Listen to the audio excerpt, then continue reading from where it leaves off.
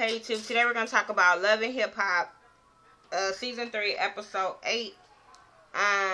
It starts off with Rich Dollars and Peter Guns, I guess in the studio, and Rich wants to tell him how he broke up with Erica.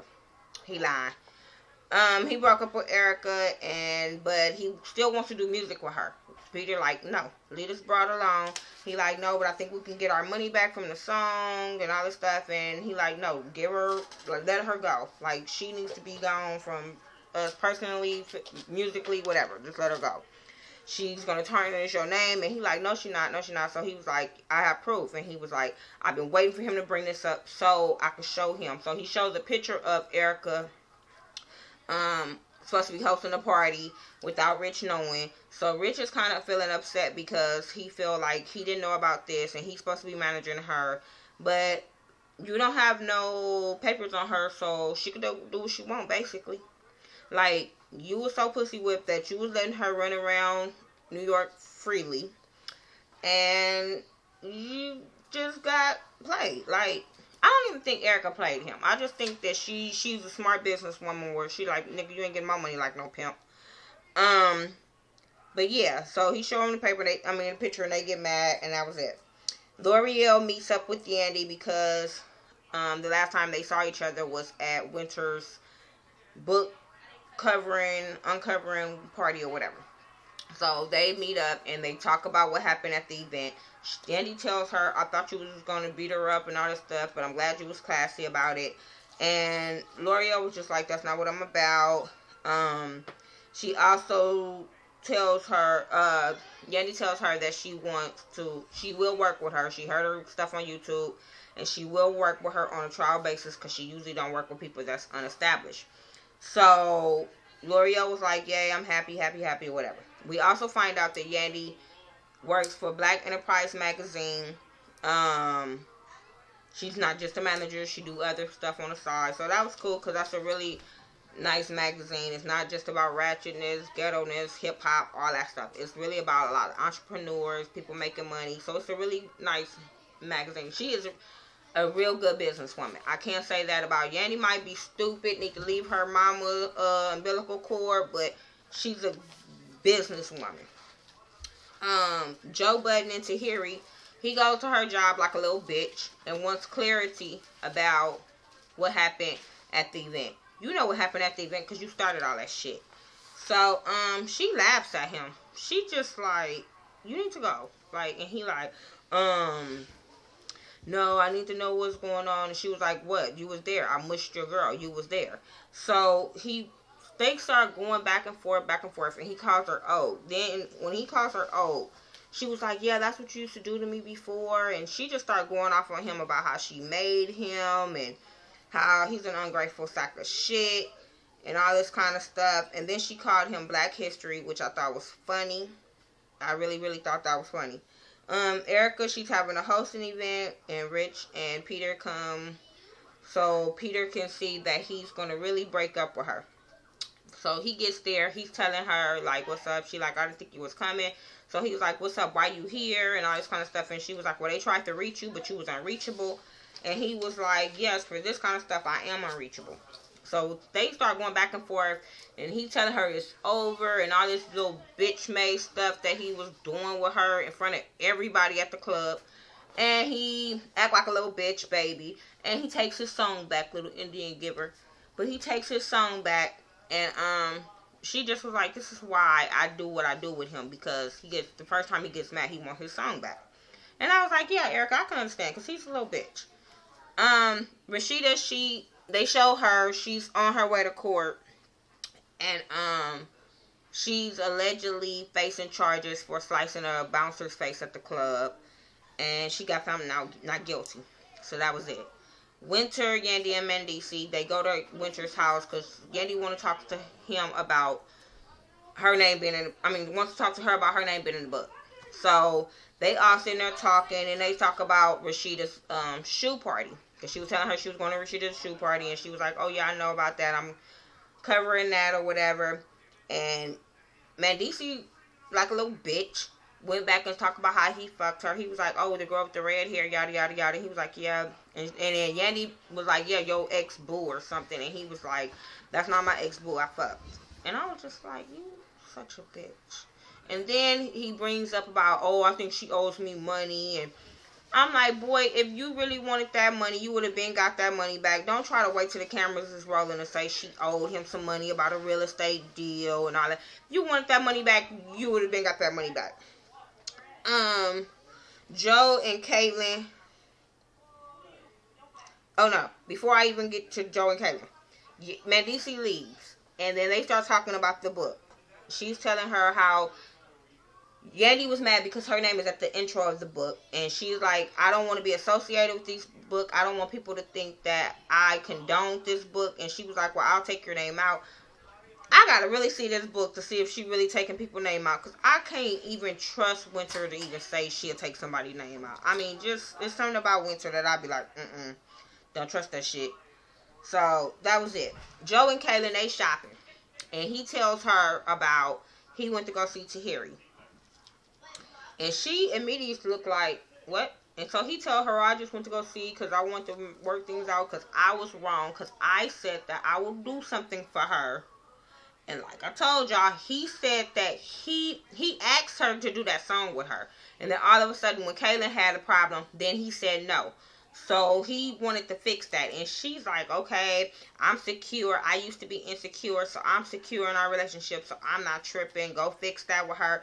Then she brings up, go buy her a gift. And I'm like, now, bitch, you're taking it a little too far. He can go talk to her all he wants to, but why are you trying to get them together with him buying her a gift? That gift gonna lead to sex, and then you're gonna be mad. Anyway, I just felt that was a stupid segment, and she's a stupid little girl, and I just don't get it. I just think she needs to go find her daddy. I don't know if she got daddy issues and don't got a daddy, well, no, she do got daddy issues because she said her daddy was on drugs. But she need to go find somebody in her life that will tell her this is not a good relationship for her, and she needs to go. Because even when they was shopping, Joe was trying, showing her clothes to put on. And then she was like, that's too small. And he was like, it's okay. And then she changed her mind and was like, oh, it's okay. Like, no. If it was too damn small, it was too damn small. Find you a size that fit. Like, don't try to get dressed for him. Like, I don't get that. Anyway, which I want to pass, but I'll talk about it. Jen and her best friend, they shopping and they talking about Christmas. And she's talking about how she wants this traditional stuff with her son. And Cons don't want it. He's just this Muslim that he don't celebrate all that stuff. Cons feel like it's materialistic. And she think it's tradition. So, I understand where she's coming from. But I understand where he's coming from. And I think you guys should have talked about that before y'all even start fucking.